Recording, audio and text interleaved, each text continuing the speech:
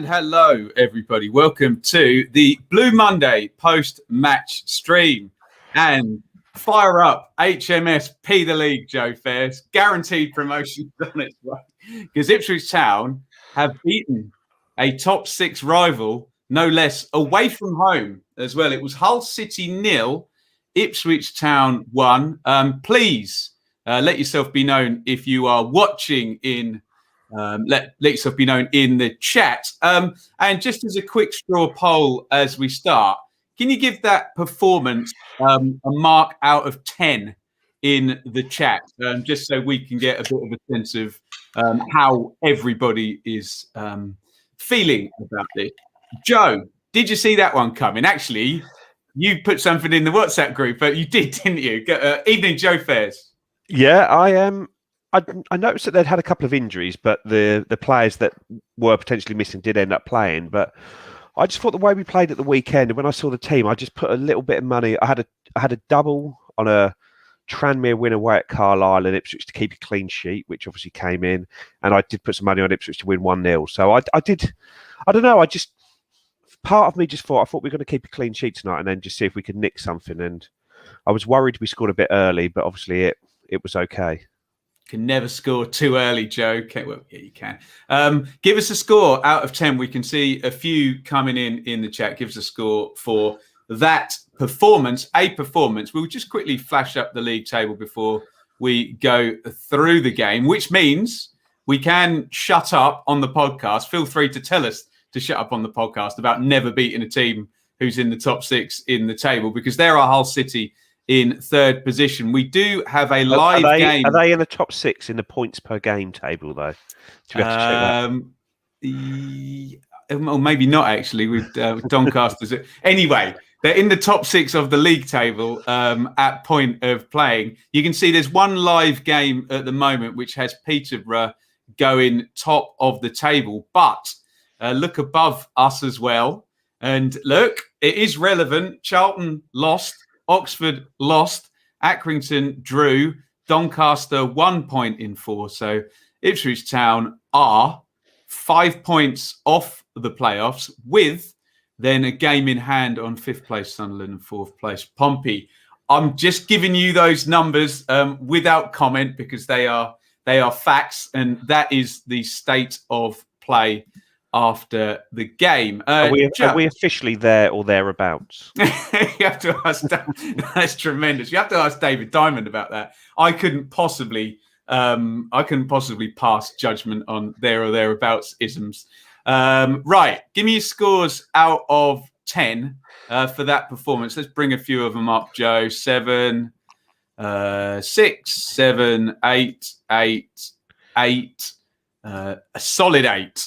That's just different than like 8.3 from Chris there. 8, 8, 8, 7, 7. Generally, we're thumbs up for this performance. 6.9. Thank you, Daniel.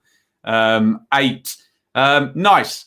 Next thing, please, guys, before we get into this, give us the name, give us your man of the match. Don't worry about your summaries yet in the chat, guys. Give us your man of the match.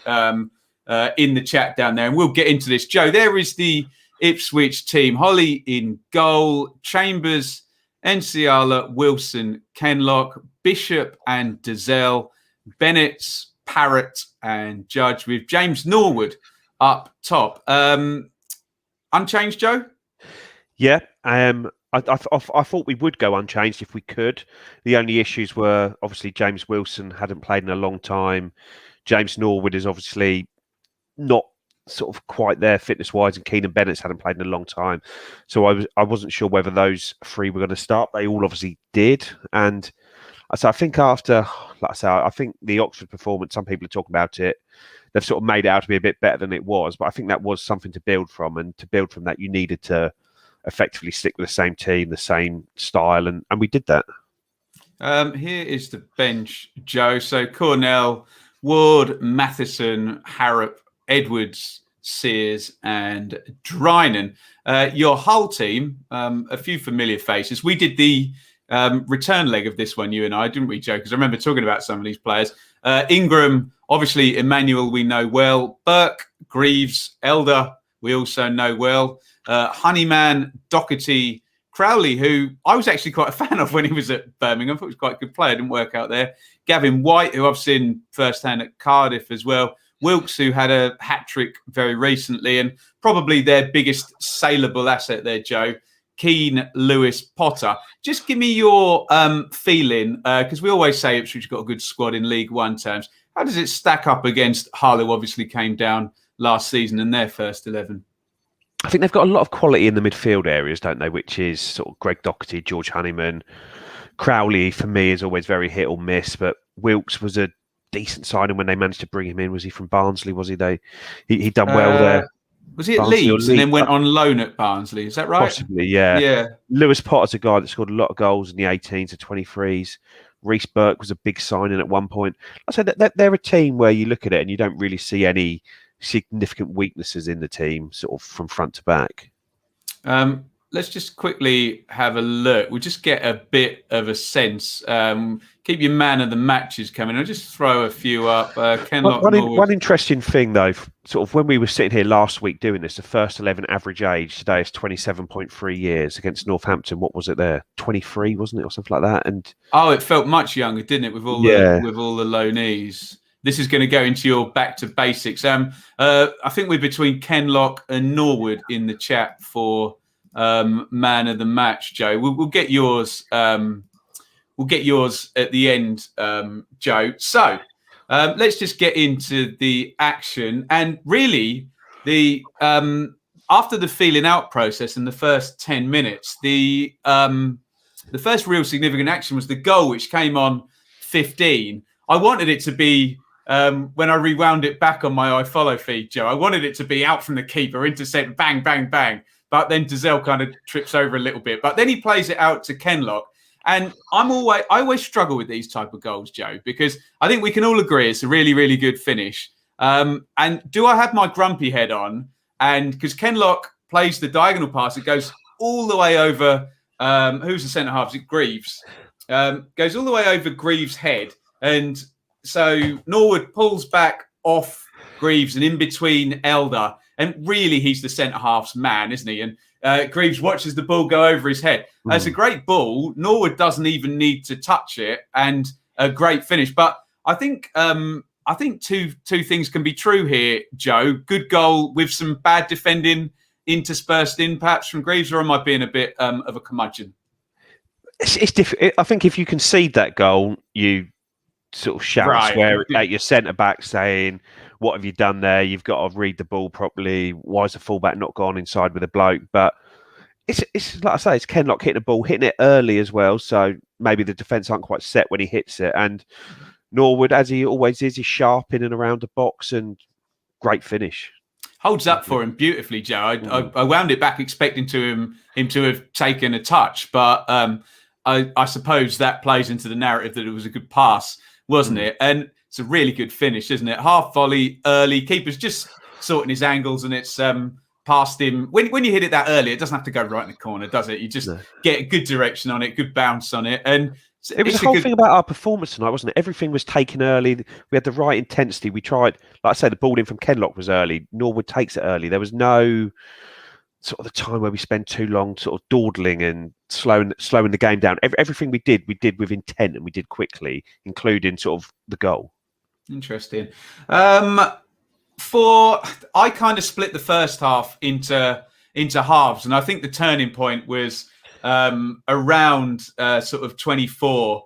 Parrott gets in behind on the right. He's going into the box. If he slides this across first time, Norwood's in the centre just to run onto, takes a bad touch. And then after that, Joe, I thought Hull took over, and then huge chance for Lewis Potter, wasn't it? Dazelle makes an absolute mess of the corner. Honeyman plays it back to Lewis Potter. He has to score. Can you talk about the Parrott situation? Because dare I say, my phone would have caught fire if Freddie Sears or Alan Judge had overrun that into the box. And talk about the big chance for Keane Lewis Potter. Well, both of the chances came from great through balls from Andre Dazelle, didn't they? The first one playing, yeah, right. The first one playing He sort of picks up the ball, and I think Norwood looks the most obvious option, but Parrott makes a really good run. It's really kind of like a strong, reverse ball, isn't it? powerful, yeah. And Parrott doesn't even need to break stride to run onto that ball. It's the perfect sort of break from midfield, the perfect pass, and it's just begging to be passed across to Norwood, isn't it? But he just takes too long over it. And I think Parrott did that a couple of times, and it was sort of for all the good he's done, he's not looked the sharpest sort of in where it really matters in the box, but he's sort of earning his place in the side at the moment. And then for their chance, it's Dazelle sort of just swings a boot at it, ends up with, was it Honeyman sort of on the edge of the box, and I thought he was going to just try and backheel it in almost. Just he's so close to the goal, isn't he? And then he tees up Potter, and I think you've got to score there. I don't know how he misses the target. It's like he's trying too much to place it rather than just doing the basics. And hit the target, and that's a goal, isn't it? Big let off there, wasn't it? With, like I said, there wasn't a lot of bodies in the way. It was just a poor finish. But Joe, at least it was a big let off on the basis of a set play being scuffed, rather than them having 5-10 minutes of possession and territory and hemming us in and us getting nowhere near them. Would you agree for the rest of the half? We should see what the attack momentum graph says. That look, for the rest of the half, without necessarily forcing too much in the way of chances. If you can see on the split screen there, guys watching, Hull in the green, Ipswich in the blue. It gives you an idea of which way the game's swinging. But I don't think we were bad value. Well, Keenan Bennett gets in at one point, doesn't he? And rather than shoot, he tries to play it across, doesn't it? Yeah, Keenan Bennett does really well. Beats Elder, sort of all ends up, and it really looks like it's opened up just for him to have a strike at goal. But he tries to pull it across, and it's cleared by the defender. But that was a big chance there. Oh God, there's a screenshot in our WhatsApp group of that, Joe, where the shot. I know hindsight being 2020, the shot is so obvious, isn't it? And Norwood sort of double marked, but. Yeah, it's just with the mitigating factor of that huge chance for Lewis Potter. Is you're kind of thinking, oh, are we good value for it? But in terms of the intent of the two teams, I did think we were the better side in the first half. What are you saying, Joe? Yeah, I thought we were comfortably the better side. There was a spell, almost like a 20-25 minute spell where they just could not get the ball out of their final third. Almost, it was just we just pressed them high intensity. Really pressed the life out of them, and they just did not know how to deal with it at all. And I think it took them till half time and having a slight restructure to be able to even get into the game at all. Cool. Second half, Grant McCann obviously not happy, so Jones and McGuinness come on for White and Crowley. So now they've got a physical presence if they can get quality into McGuinness. I mean, spoiler alert, they don't for the entire half. He gets absolutely nothing, does he? One good bit of play by Lewis Potter. He drifts in from the left-hand side, and it's quite clever from Wilson, actually, because he just drops off, doesn't he, and takes a step back and makes the block. And then a slew of bookings, Wilkes and Bennett's. Big chance for Norwood on 63. Joe Bennett wins it high up. Norwood's kind of in on the angle. He's never going to run away from the centre half. Tricky enough chance, but kind of symptomatic of his performance that he was there and disruptive. Do you think? Yeah, and I sort of said in the group chat earlier, he just makes such a big difference to how we play as a team. Sort of from the front. I know a lot of fans think he's a bit of a knob, but ultimately he's our best striker. He makes things happen, and yeah, he might not hit the target every time, and he misses more than he scores. But we do not create anywhere near as many opportunities on goal unless James Norwood is playing. And this one was all. I know Bennett's won the ball, but this was all his own work. He's bullied defender. He's held him off, and I say he should really score. Well, he's got to at least test the keeper, but he puts it just wide. It's interesting, Joe. You say that the press was a bit better and we were on the front foot.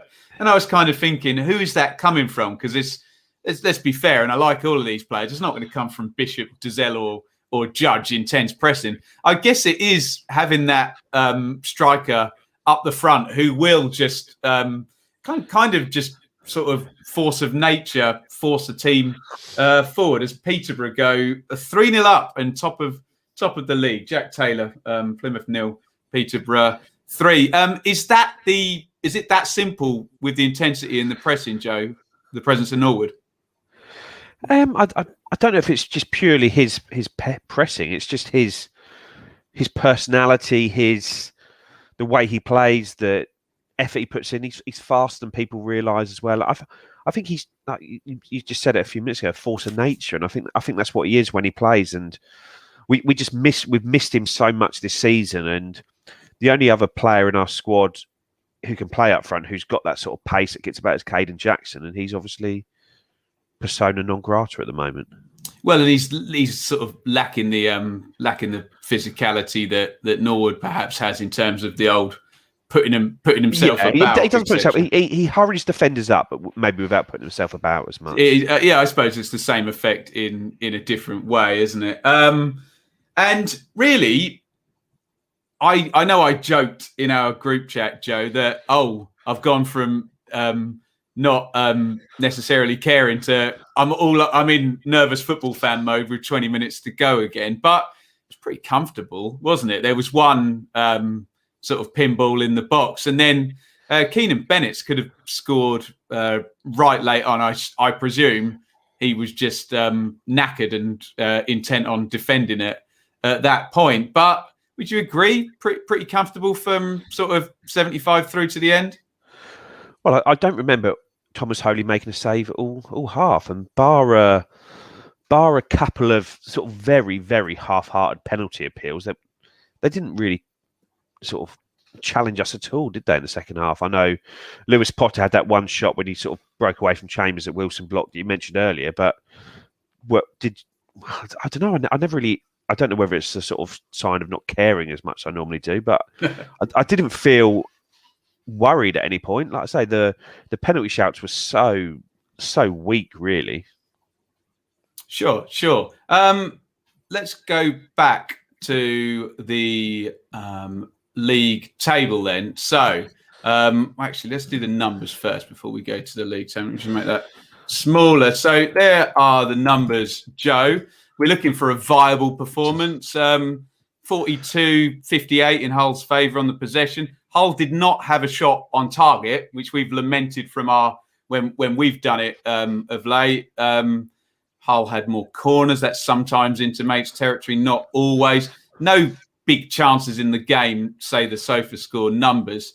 The numbers say it was a tight game. I know, and I kind of agree with you, Joe. I know you argue sometimes the numbers don't necessarily represent game state as it's kind of unfolding. But goals change games.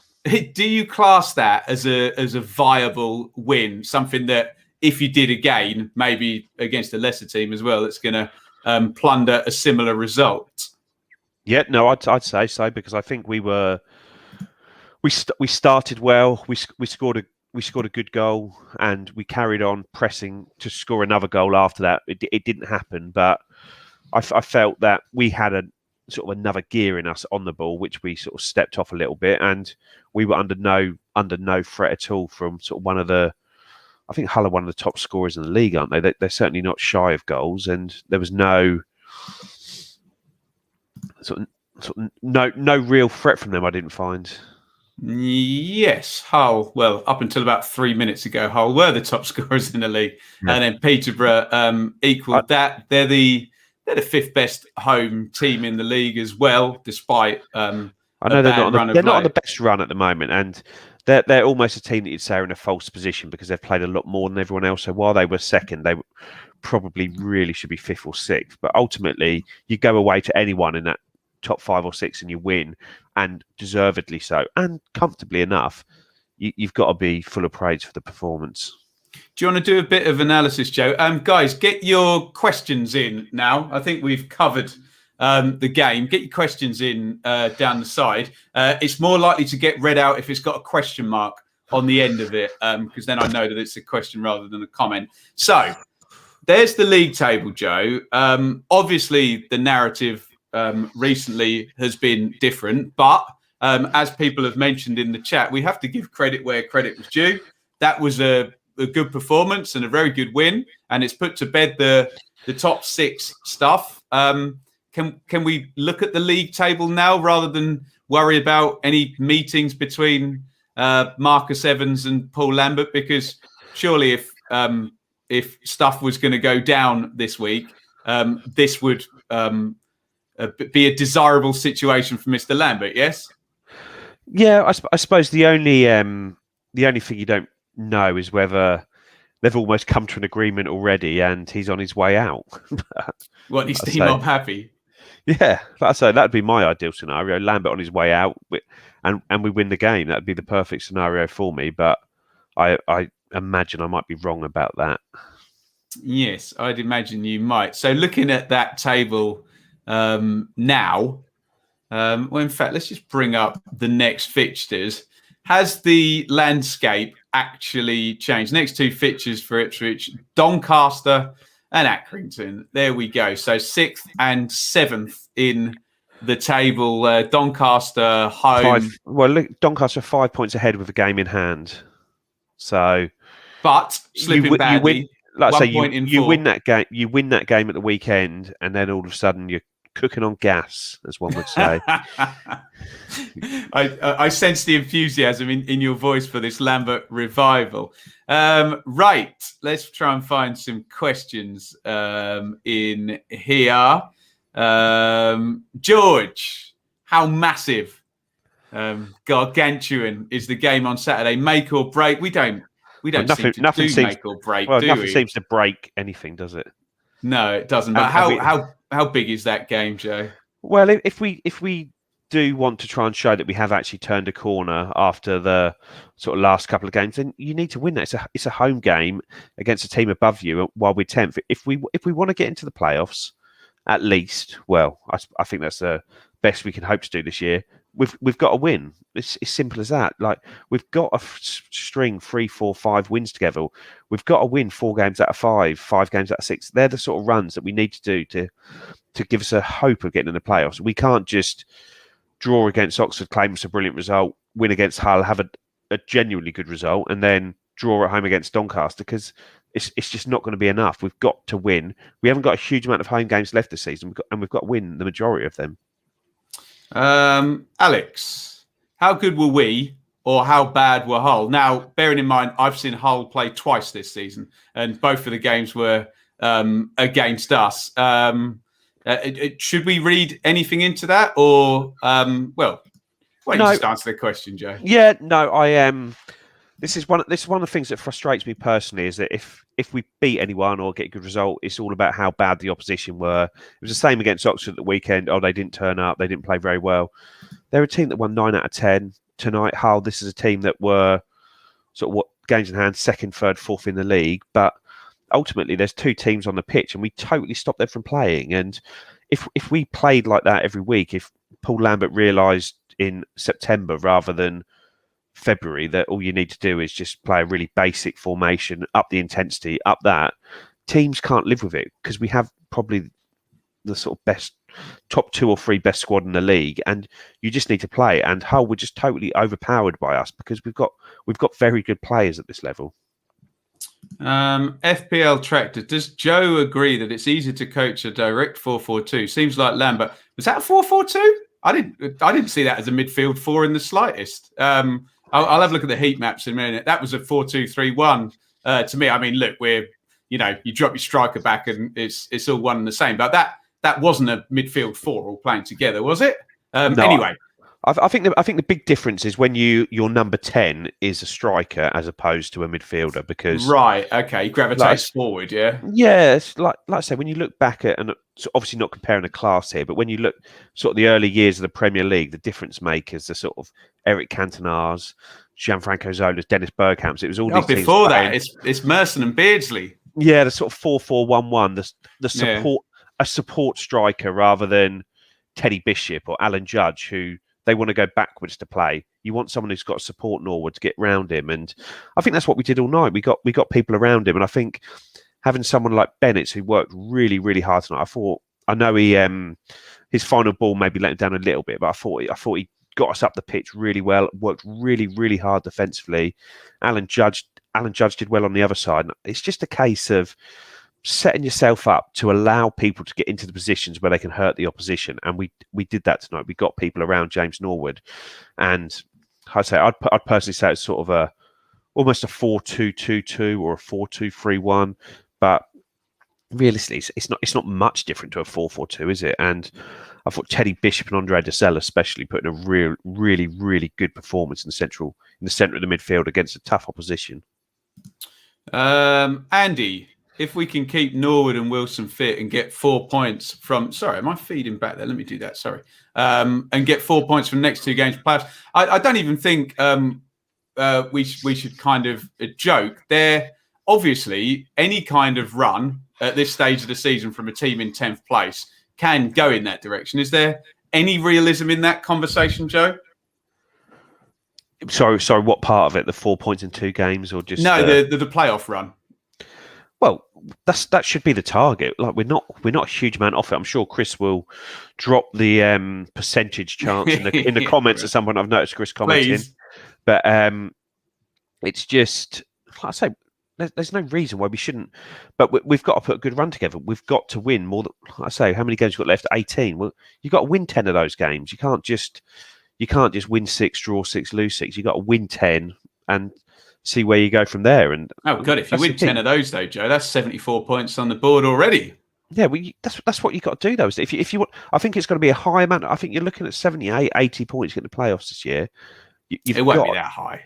Well, we'll see. We'll see. I'll take your money on that one. But I just think I think it's going to be a high playoff sort of points this year, because I think there's a lot of poor teams at the bottom of the league, and I think we've just got to win these games. And like I say, 4 points in the next 2 games. No, I think you need 6 points in the next 2 games. Tom, with Pearson gone and the Brum job potentially available soon, will we leave it too late to get rid and end up with lesser candidates? We've been following this all season, haven't we? Watching who's been available and where they're going. Nigel Pearson's obviously gone to Bristol City. He's got a League One promotion and a Championship promotion as well on his CV. Is there any sense in what Tom's saying there, Joe? Yeah, we've already left it too late. But yeah, no, I think any of these people that you think maybe they'd have fancied the Ipswich job, and I think Nigel Pearson may have been one that did so. He's only signed a short-term deal at Bristol City. I say you just need to... We should have acted earlier. Evans is exhausting all possibilities of Lambert failing, so we'll see whether he does or doesn't. This is Paul. Does Parrott keep his place ahead of Jackson? Do you think there's any way back for Jackson? Is Parrott on a must-play agreement? We always hear about these must-play agreements. Do they actually exist? Also, can I add to Paul's question there, Joe? And I mean this perfectly kindly. I'm sure he's a great player. What is Parrott? Was number 10 inside forward? I think he was tried everywhere at Millwall, wasn't he? So just tack my question onto the end of that as well. He's a striker, isn't he? Whether it's sort of a withdrawn striker or an out-and-out striker, He's I'd sort of put him as an old-fashioned number 10, if that makes sense. Like what we were talking about earlier, the Peter Beardsley, Paul Merson. Not that sort of creative player, but maybe there's a heat map in the corner there. So Harry Kane, but it's almost like that sort of that role that Harry Kane tries to play, where you drop into play, you're trying to make things happen, but also you want to try and score the goals. So he's a good player. I like him. I like what I've seen of him so far, but he just needs to start contributing in the final third. As for Caden Jackson, I don't see any way back for him. Paul Lambert has proven to be a very, very stubborn person in the past, and unless things go badly wrong with injuries, form, failure, almost so wrong that he probably wouldn't be in the job to be able to recall Jackson into the fold. The must-play agreement, I imagine there is maybe not a must-play, but I'd imagine it costs us quite a lot of money to not play him, because ultimately he was at Millwall and he was getting semi-regular decent amount of game time there after he missed out. Maybe not in a preferred position, but we won the battle to bring him here by saying that we'd play him up front. So it does make you think we've obviously given Tottenham some assurances which will cost us financially if we don't meet them. Just looking at the heat maps of the two of them, it's almost it looks quite similar, but with Parrott I don't know, 5-10 metres behind and a little bit to the left, isn't it? So clearly It's almost like Teddy Sheringham, isn't it? A support striker. Yeah, I wish it was Teddy Sheringham. That'd push the needle in League One, wouldn't it? But right, what else have we got in the chat? Sorry, I've just scrolled everything down. By the way, please hit the thumbs up button if you are watching right now. If you're watching on Facebook or Twitter or YouTube, the thumbs up button looks exactly the same. And remember that in the main, these, unless you guys campaign and turn up at my house with flares yelling Lambert out, this will not go down the podcast feed. This will just be on YouTube. So please hit the subscribe button on YouTube. There's a couple of comments on there. One from Tim Caston, who's an old school friend of mine, saying that... How far down are you, Joe? Sorry. Just the one above you went from, but about Stuart Taylor. And so from what I understand, I think there's a illness in Stuart Taylor's family, and he's on compassionate leave trying to sort those out. So there's nothing untoward on those. And obviously we send our best wishes to the member of Taylor's family that's struggling. Of course, yeah. So I wasn't aware of that. Right, I found where we are in the feed as well now. There is Chris. Chris, can you get your machine whirring and get your percentage in for us? How does Wilson make it seem so effortless? It's like he's not there every game. Yeah, he certainly is, as when he plays, we're keeping clean sheets. There is a question in there somewhere, isn't there? Yeah, I think he just does the simple things well, and sometimes that's all it needs. And I think we've all said for a little while the sort of partnership between Luke Wolfenden and Mark McGuinness just does not have the right balance for this level, and both of them have in turn struggled because of that. Personally, I'd be looking to get Luke Wolfenden into the team because I think he can do the sort of nuts and bolts of defending and give you a little bit more quality. But I don't think putting him alongside Mark McGuinness has done him any favours all season, and vice versa. But I'd be looking to get Wolfie in there. But at the moment, both Toto and James Wilson are doing enough to keep their position in the team. But you need to try and develop a player like Wolfie by surrounding him with the right players. And I think he played alongside Luke Chambers last year, and I think that did him the world of good. And we'll see where we are. Yeah, we talked about that overcomplication of things. Have you read Neil Warnock's book where he says centre halves head it, kick it? That's it. I'm not suggesting that we'd all love to see beautiful building up from the back football if it was coached well, but yeah, maybe in the short term that is the way forward. Steve Jackson, any relation? Will Caden Jackson play for Ipswich again? Joe, contract up, end of season, on the naughty step. Would you call it, Joe? The bomb club, the bomb squad, the bomb squad. Is he like lieutenant? I don't know what military things you can come up with, but what are you saying? Well, wasn't the old head of the British Army, Mike Jackson? Wasn't he the sort of head of the army? I wonder if he's related to Caden. They're all related, Joe. They're all related. But yes, he would be a better option simply, and I think Craig put it in the group chat earlier. Sort of John Nolan, Luke Wolfenden and Caden Jackson. You add those three on the bench, and then you look at the 18, and it's a serious improvement in quality. And instead, who was it? Matheson and Ward as the defenders on the bench. I don't think you needed those. I think, like I say, Caden Jackson's just got that X factor, that pace we've got, and hopefully he can get back into the team. You'll be pleased to know, Joe, that Kings Lynn have gone 4 and 5-1 up, but we don't have a hat trick. And that's all I will say. Who says Bishop, or who say Bishop as a destroyer? Our midfield too were breaking up a lot. What are you thinking about Bishop and Dazelle double pivot that we thought would be the easiest to play through in English football? Really good, lovely balance between them with the right foot and the left foot. I thought Teddy Bishop did well getting up the pitch as well and carrying on there. And yep, surprised, but in a way I'm not surprised because I've seen them play together in the sort of younger age groups and under 23s, and they're just two naturally very good footballers, but they're also two good competitors. But I don't think Flynn Downs gets back in the team ahead of those two after the last two games. No, how long's suspension? Well, he's up now. 2 games it was. Right. Okay. Interesting. Neil. Barring injury, should we stay unchanged again on Saturday? That would be a 3rd game, wouldn't it, Joe? What are the chances of us being unchanged against this Doncaster on Saturday, isn't it? Yeah. I think if we can get away with that, we will do. It seems that everyone knows their roles at the moment. They're playing properly. Like I say, I think you got the issue with James Norwood that he's struggling to get back to full fitness and probably playing 80 minutes Saturday, 80 minutes again tonight. Going into at some point, he's going to need to. Like I said, we're going to need to get 2 or 3 up in a game so you can give him a good 25 minute, half an hour rest. But ultimately, you've just got to keep going because we are in last chance saloon, aren't we? Indeed. Eric, I think we covered that about energy up top. Paul Lambert unbeaten streak. I think there's been a longer one at the start of last season, hasn't it? George, great video by Richard with Jim White. What are your thoughts on this new American owner? So you can check out Richard's chat with Jim White, who is a writer for The Telegraph and a well-connected man. That is on the YouTube and the podcast feed. That went out yesterday. So that would be your first port of call for that. But Joe, what was your reaction to Richard's conversation with Jim White? Not that one with the yellow tie.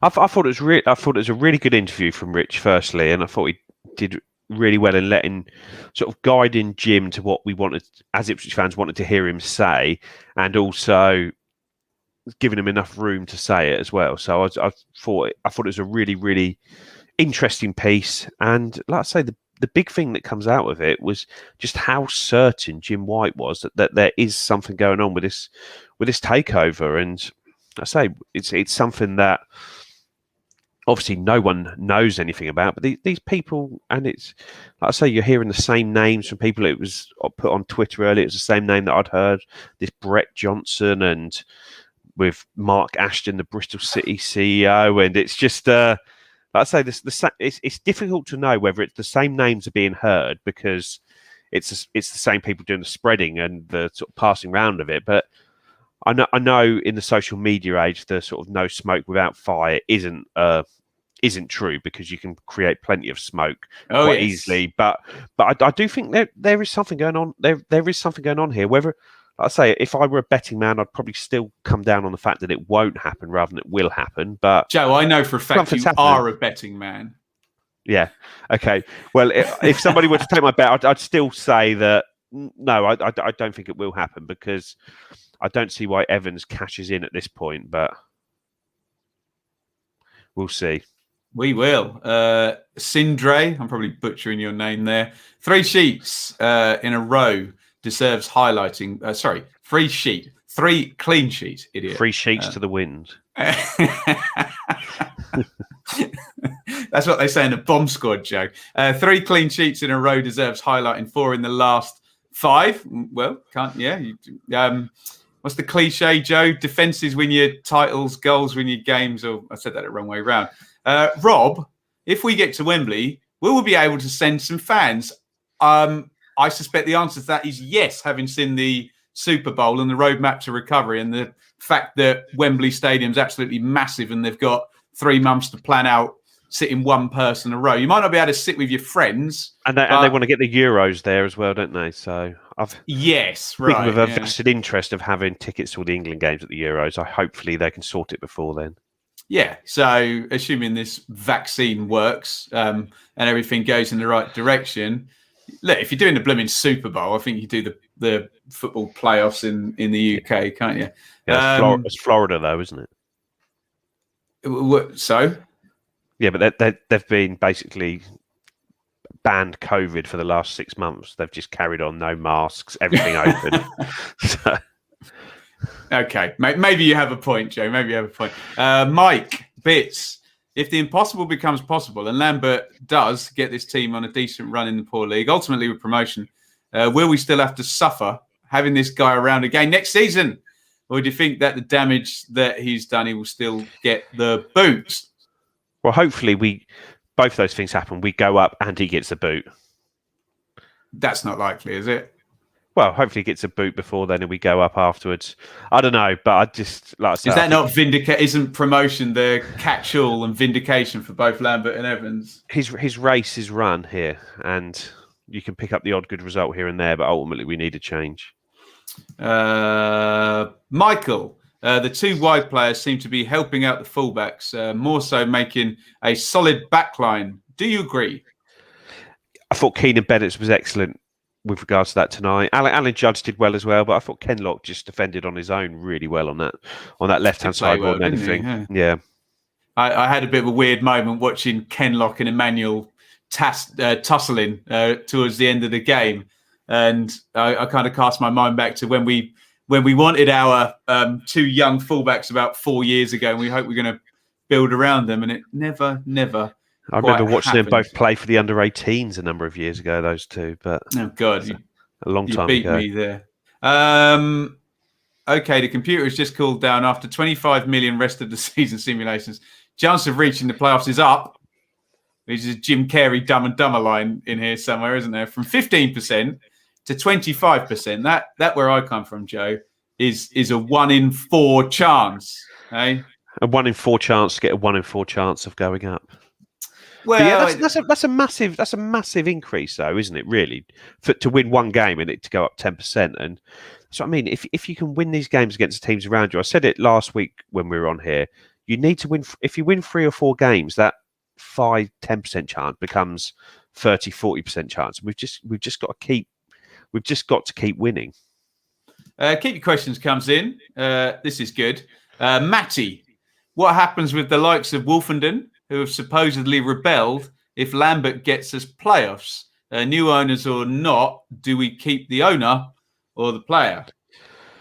I don't think Luke Wolfenden's going anywhere. He signed a new long-term deal last summer, and I think it's a case of Lambert, if he stays here, will have to find a way to get him in the team because he's a big asset and a big player for us. Norwood finally tweeted something sensible. When you're next talking, Joe, I'll find Norwood's Twitter. James, Toto deserves some credit for the last 2 games. We didn't make mention of Toto's yellow card in the first half, which I had to watch about 10 times to kind of go, what happened there? So he slides in, he kind of comes in at full pace, does completely go through the guy. But then, do you understand my point here, Joe, where half of it looks quite good and aggressive, but then it's just rather clumsy, isn't it? Yeah, talk to me about Toto, who we've written off a million times. I like sort of a lot of what Toto does, but he just makes too many big mistakes for me. He's a very unlucky player, isn't he? Like when you look back at that championship season, he's given away a free kick. They score from the free kick. He puts in a fairly innocuous challenge on Forestieri. He gets sent off, and I don't know. I think sometimes I worry that if he fell into a barrel full of tits, he'd come out sucking his thumb. But it's just he's just one of those players, isn't he? And even there, he wins the ball, and you see him fly in, and you look at it, it's like it's just overly aggressive, isn't it? And like I say, I don't know. There you go. James Norwood at jnorwood_10. Massive result for us tonight. 1-11. We were brilliant. Means nothing if we don't build from here. But we've given ourselves a start at Ipswich Town. There we go. I think we can class that as a sensible tweet, can't we, Joe? After his back and forths with people, it's Richard. No Lambert audio until after 10. Now, I'm going to bed then, Richard. We'll have to wait for Mr. Lambert, won't we? Mark, I don't know. Can you read sarcasm here? The Lambert era begins tonight. I'm going to go out on a limb to say we go up this season and Lambert creates a dynasty. Should we move on from that one? Ron, worried this brilliant result will create another safety blanket for Lambert. He needs to be gone this week. Otherwise, Saturday, I can't see us getting another result. Why has Evans been so quiet? Can you focus in on that last sentence, please, Joe? Yeah, but just back to the start, worried this brilliant result will create another safety blanket. I'd rather get a brilliant result and it create a safety blanket than an average result against Oxford at the weekend and that create a safety blanket. So it's better to get good results for the safety blanket than average ones that do the same shit. Why is Evans quiet? Well, he's always quiet, isn't he? We don't hear from him very often, but ultimately, unless he's going to come out and say Paul Lambert is sacked, do we really want to hear from him? Do we want him to come out and say, I'm still back in Lambert? Because then all of a sudden the fan base erupts again, doesn't it? Keep your questions coming in. Let's do another straw poll. I don't necessarily want your predictions for the Doncaster game, but can you just let me know? We've got loads of people watching. Thank you. Brilliant numbers tonight. Can you just let me know, are you now more confident ahead of the Doncaster game, or are you still not confident? So more confident or not confident? I know it's not entirely binary, but has this given, just generally in the chat, you guys more confidence in terms of us being able to possibly do something against Doncaster, or are you still not confident as we were when we played every team who was above us in the table? What else have we got here? Well, we're getting those results. Joe, you can answer George. What cricket bat is there in the question? Now, remember that in the main, football fans are working class, Joe, so don't talk too much about cricket. Okay, go.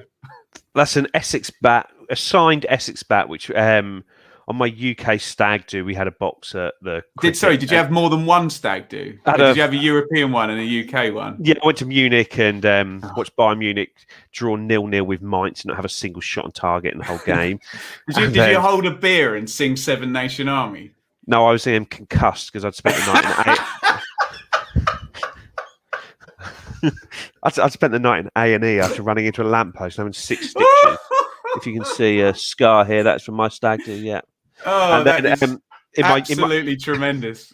In my UK stag, we saw Ravi Bapara hit 100 as Essex won a one-day game, and I got signed back because my dad was friends with the former chief exec at Essex, so I got that sorted for me. Dear, keep your comments coming in. Can you just keep that straw poll going? Are you more confident after tonight, or still equally unconfident? JG Joe, who loves your bomb squad, evidently. Interest in McGuinness and Wolfie. We get told off for doing nicknames. I'll call him Wolfenden. Travelled, but didn't make the 18. More for the bomb. Is the bomb squad getting bigger, Joe? I think quickly. Sorry, Joe. Sorry to interrupt. Did you name the bomb squad? Is this your creation, or have you got this from someone else? No. This is a well-known. Is it a well-known term? Yeah, Darren Bent was in it under Lambert, but I think Wolfie would have enjoyed being in the bomb squad rather than going up to Hull yesterday morning. Yeah. He could have just had a nice stroll around Playford Road this afternoon and gone home and been sort of nicely tucked up in bed by now. But watched a bit of Netflix, yeah. Netflix and chill, yeah. I'm sure he'd have enjoyed that. But no, I don't think they will make it. But ultimately, you need to get one of those two back on the bench. I don't really know why we're going with 2 fullbacks on the bench and no centre backs. Just go 1 and 1. It seems. I suppose you've got Chambers as the cover at centre back. I suppose is what he'd say. Right. In answer to the question, are we more confident or still not confident ahead of Doncaster? Let's see how you guys are feeling. Still not confident. 50-50. Not confident. With Lambert, I think we're going to lose every game. Well, there you go, Michael. Didn't happen tonight, though, did it? More confident. Doncaster shaky at the moment. More confident than previous, but still not particularly confident. Specific, Alex. Good work. Same, not confident. More confident. Slightly more confidence, but not to win the playoffs if we get there. One thing at a time. Spaghetti. That spaghetti's spelt wrong, isn't it? I think bolognese is spelt wrong as well. Very disappointing. More confident, not. Confidence in a settled team. Yeah. We could get your Guinevere out again, though, before the weekend, Joe, and have 18 changes or something, don't we? Confidence within the team will hopefully pull us through. So more confidence. Okay. Feels like we're less miserable and grumpy, as I'm not saying unreasonably so, than we were last week. But so I'll make sure everyone's comments get written down, put there.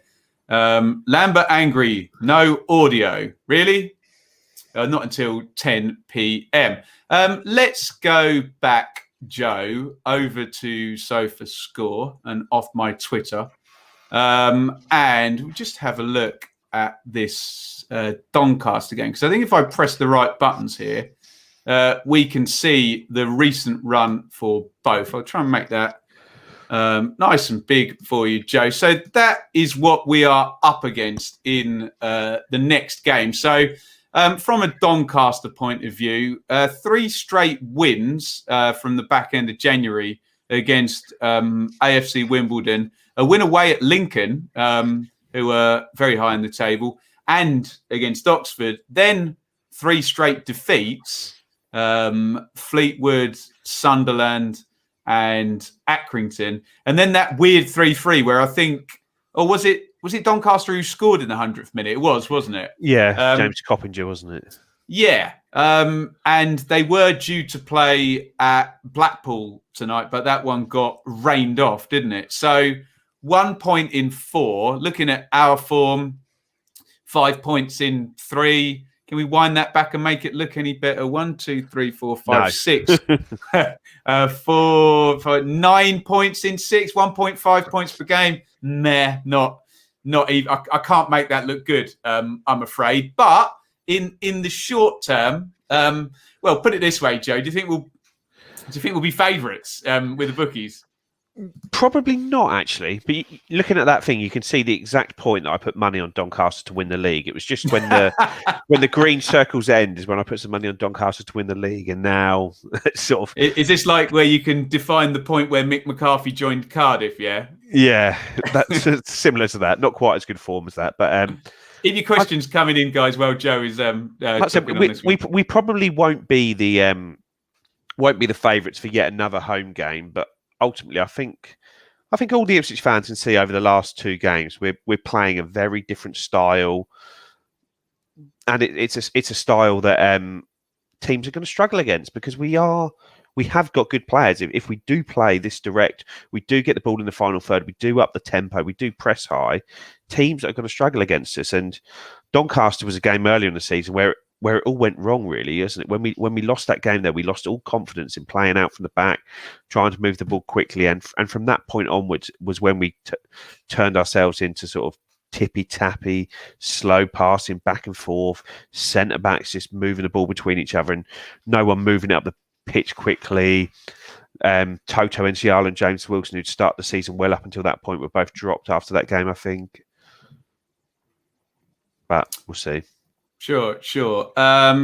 Do we know what style of football that Donny play? It's Darren Moore, isn't it? I think they're quite good at keeping the ball, but I don't think they're one of these lower league teams that kill themselves by trying to be sort of Pep Guardiola 2009. No, they keep the ball well, but also they're, like say, Taylor Richardson in the midfield is a very good player, and he seems to be the one that's causing a lot of damage at the moment. They've obviously had the night off tonight, which is not helpful. Yeah, it's not helpful to them either, though, Joe, because it was right at the last minute, and they would have prepared for this. So it's not like a clear week. Do you know what I mean? It would have, they haven't had a week on a training ground. Looking forward to this game, have they? No, exactly. We're going to finish 7th, aren't we? It'd be 4 places higher than last. What position are we going to finish, Joe? Yes, 8th, I'd say. Yeah. Joe said am I allowed to read that? He would give a right testicle to have Pearson take over. I did agree, although we missed out again. This has been my argument with Joe all season. Nigel Pearson's just taken a job where he'll likely be halfway up the championship with loads more money, a big catchment area, and a better squad. And I think those jobs are kind of more attractive than us at the moment. Obviously, if we're right and Birmingham might be the one that comes up next, that's a little bit of a different kettle of fish, isn't it? But I think there's a big difference between a Bristol City job and a Birmingham City job. One is an mobile club with a very positive and owner who is backing them and has got sort of money coming out of his ears, effectively. Rubbish chief exec, apparently, Joe. Yeah, we'll find out in a few weeks. But they hate him, don't they? Yeah, I think the Bristol City job is a really good one to get. And like I say, this chief exec talk, Nigel Pearson's gone in there as the manager, not the head coach, which is something that is a surprise. Interesting. Oh, what you mean, as in Mr. Ashton having to take maybe a little bit less? He's spending all his time leading a takeover, isn't he, at the moment? So allegedly can't multitask. Yeah. Owen, with a nice. Is that what is that? I can't even see what that is in the picture. Do you feel it has to do with Taylor not being around the squad that we've been doing better? Well, like I say, I don't think it's fair to talk about that tonight with the reason he's off for. But Lambert does seem to have found his motivation on the sideline again, which maybe he'd lost. If we can keep Wilson and Norwood fit, do we think we'd have any chance if we made it to the playoffs?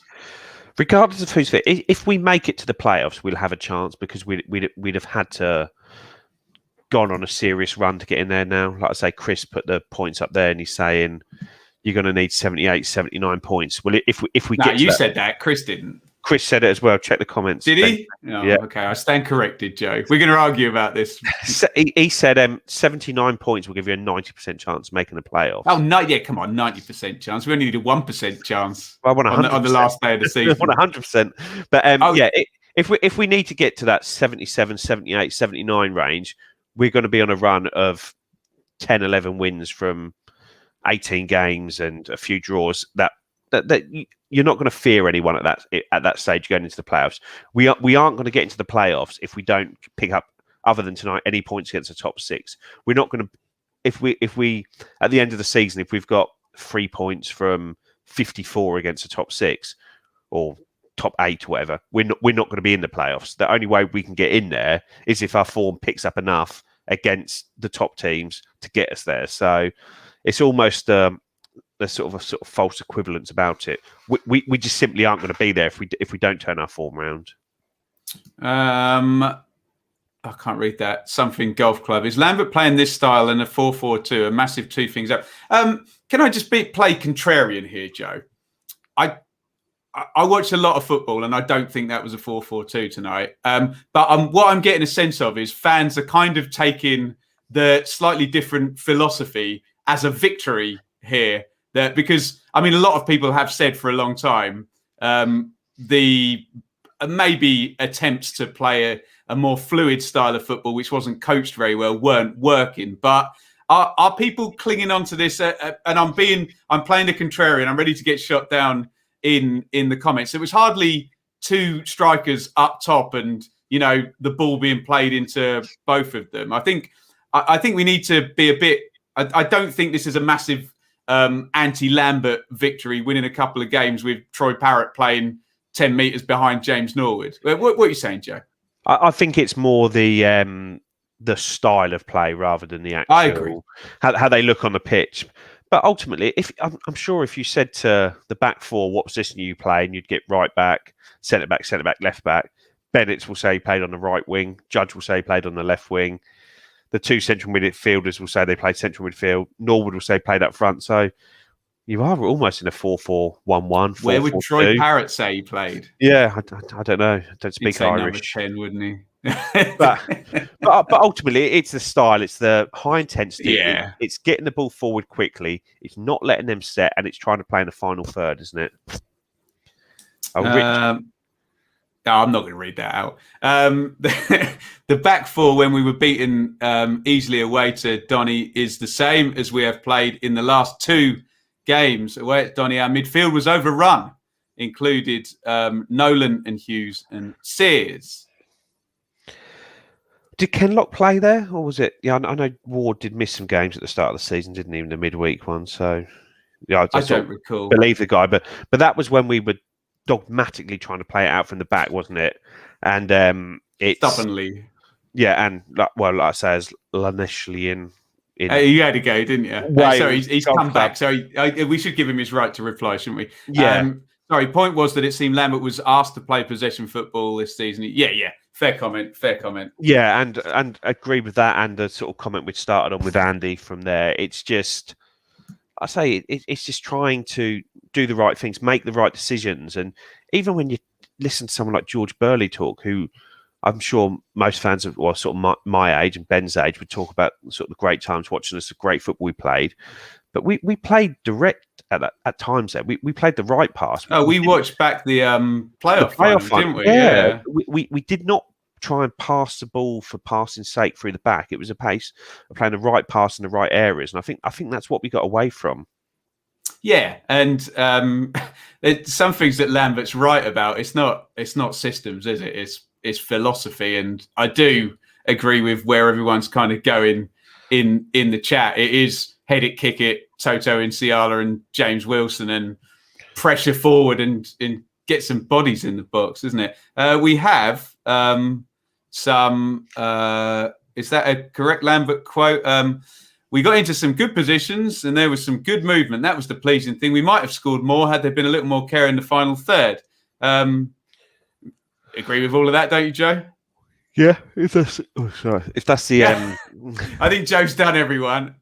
Yeah, if that's what he said, I think we might have scored more had we been little bit more care in the final third. Is sort of like we do seem to have this attitude at the club where if we create 3 chances in the game, we expect to win it 3-0, but it doesn't seem to talk about the opposition creating chances. But no, I thought we were good value for the win tonight. There we go. Right, we have come up 1 hour on here. We got another game next Tuesday, haven't we? Every Tuesday. So we'll probably be back next Tuesday as well. Let me just bring the fixtures up so we can see this schedule. And when do we get over this hump of tricky games? There we go. So Doncaster, then Accrington. So next Tuesday, Steve Evans, Gillingham. And then Lincoln, oof. When's the Accrington game then? Sorry. So the Accrington game next is... Tuesday, oh, no, sorry. yeah. Yeah, you're right. No, you're right, Joe. Sorry. Yeah, I've got all the skew. So Doncaster this weekend, Accrington on Tuesday. My bad. Gillingham, 1 p.m. Yeah. Interesting. Well, does that mean we have to go into meltdown at midday instead of 2 p.m.? Lincoln, Plymouth, Fleetwood, Pompey. It doesn't seem to get easier. Wigan, Bristol Rovers, Rochdale, MK. It's just once that past that Lincoln game, isn't it? It's the next 4, isn't it? Got to be in touch though, Joe, haven't you? Got to be in touch. Right. There's a nice conspiracy theory. I'll read that one. Ben, has Mark Ashton brought in Pearson to Bristol City for the rest of the season so he can bring him along to Ipswich under the new ownership next season? Well, we will see. That sounds like I think Stephen Lansdowne brought in Nigel Pearson this time round after the right. Yeah, went straight over Mark Ashton's made in the summer. Yeah, right. What else have we got? We'll read one more. Feels like last 2 games played with freedom, akin to an already relegated team. Well, Lambert had some practice with an already relegated team as well, didn't he, in the Championship? Lambert's been told, well, we've heard all of this stuff, haven't we? Right. If you want to shout out, get in the comments right now because we're going to disappear in a second. Thank you, everybody, for supporting these Tuesday night streams. I know Joe's yawning away, but we do very, very much appreciate it. And when we discussed doing it, we were like, oh, will anyone be watching at 10 o'clock at night if we go? It's even later on a 7:45, isn't it? So we do thank you very, very much for joining us. Please, anywhere you see a thumb, click on it. Thumbs up on Twitter, on Facebook. But in the main, YouTube is the main sort of avenue for when we are doing these sort of post-game things here. And if there's the demand, they'll go down the podcast feed. But you guys need to let us know about that, and ultimately we'll give you what you want. Else there's no point. We're not doing it for ourselves, are we? So, Joe, has anything changed tonight? Anything feel different? Are you still as bolshy as ever about Mr. Lambert? I still think he's totally the wrong man for the job at the moment. It feels like he's almost said to the players, "What do I need to do to win games?" And they've told him, "Go back to basics, high tempo, high intensity, play us in the right positions, get the ball to the other sort of end of the pitch, and try and win the ball back there." And like I said, it's as good as a win was tonight. It's very frustrating that it's taken the best part of 30 games this season to start playing in a basic League One way. But I can't fault what's happened tonight at all. Lovely stuff. Let's just read a few of these every Tuesday for the next 5 years. Bye in Australia. In Australia, who sang that? Manic Street Preachers tune in Australia. Do you remember there used to be a championship highlights program? No, it was the Rejects, wasn't it? That was the theme tune. Was it down, down, down, down, down, down, down? It's tune, that is. There you go. Right. Thank you. Put as many of them up on the screen as we can. Jonathan Hammond, no, you're definitely not having the final word with with that. Absolutely not. That is absolute fake news. I've got to put it up now, haven't we? There we go. I'd love to shout out crap and wake my missus up, but we have to say, well done, Paul Lambert and Ipswich Town tonight. Good win against Hull. And we watch with great interest what comes up over the next few days and the next couple of matches. We will be back at the weekend. If I knew who was on the podcast, I would tell you, but I don't know. We do know. We've had it sent to us in the group. Have we? Who is it? I think it's Rich, Seb and Craig. Rich, Seb and Craig. There you go. What a threesome that is. Wonderful stuff. So join them, and it may well turn out that it's me and you again next Tuesday, Joe. We will find out. But thank you everybody for joining us, and it is a lovely good night tonight, reacting to Hull 0, Ipswich Town 1. We've beaten a top 6 team. Say goodbye, Joe. Goodbye. Thanks to everyone for contributing tonight. Really appreciate it again. Outstanding. Au revoir.